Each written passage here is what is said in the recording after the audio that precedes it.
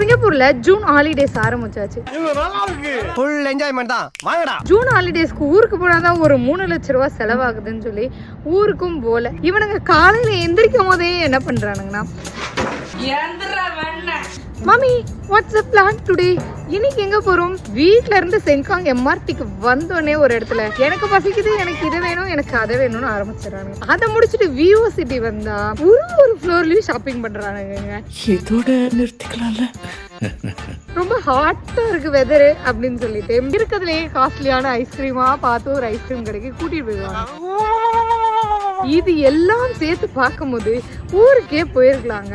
ஊருக்கு போயிருந்தாவது அம்மா வீட்டில் சோத்தை சாப்பிட்டு ஒரு 10 நாள் ரிலாக்ஸாக ரெஸ்ட் எடுத்துகிட்டு வந்திருக்கலாம். இது எதுவுமே இல்லாமல் இங்கேயும் பட்டுக்கிட்டு இந்த பிள்ளைங்களையும் வச்சு சிரமப்பட்டுக்கிட்டு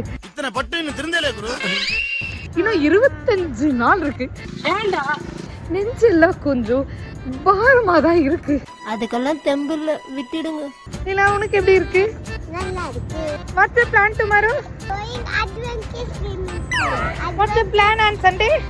Going IKEA. பாத்தீங்களாங்க, ஷெட்யூல் போட்டு வச்சிருக்கானுங்க. ரத்தரே இந்த ஷெட்யூலை சமாளிச்சு இந்த ஹாலிடேஸ் எப்படி முடிக்க போறேன்னு நினைச்சாலே தலை ரொம்ப தான் சுத்துது. டீம் மியூசிக் போடுவா. நின்னு ஃபீல் பண்ணிட்டு போன.